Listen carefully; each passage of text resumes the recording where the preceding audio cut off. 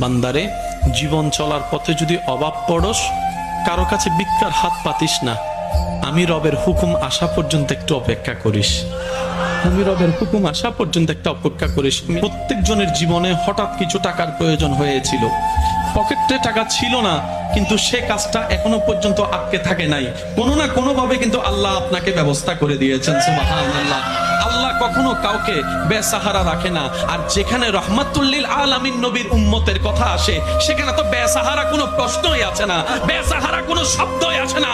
রব্বুল আলামিন বলে, আমি অন্য নবীর উম্মতের জন্য যতটুকু দয়াবান, তোদের জন্য তার চাইতে আরো বেশি দয়াবান। বান্দারে, জীবন চলার পথে যদি অভাব পড়স, কারো কাছে ভিক্ষার হাত পাতিস না।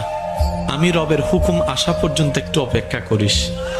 আমি রবের হুকুম আসা পর্যন্ত একটা অপেক্ষা করিস। প্রত্যেক জনের জীবনে হঠাৎ কিছু টাকার প্রয়োজন হয়েছিল, পকেটে টাকা ছিল না, কিন্তু সে কাজটা এখনো পর্যন্ত আটকে থাকে নাই। কোনো না কোনো ভাবে কিন্তু আল্লাহ আপনাকে ব্যবস্থা করে দিয়েছেন। সুবহানাল্লাহ। আল্লাহ কখনো কাউকে বেসাহারা রাখে না। আর যেখানে রহমাতুল্লিল আলামিন নবীর উম্মতের কথা আসে, সেখানে তো বেসাহারা কোনো প্রশ্নই আছে না, বেসাহারা কোনো শব্দই আছে না। রব্বুল আলামিন বলে, আমি অন্য নবীর উম্মতের জন্য যতটুকু দয়াবান, তোদের জন্য তার চাইতে আরো বেশি দয়াবান।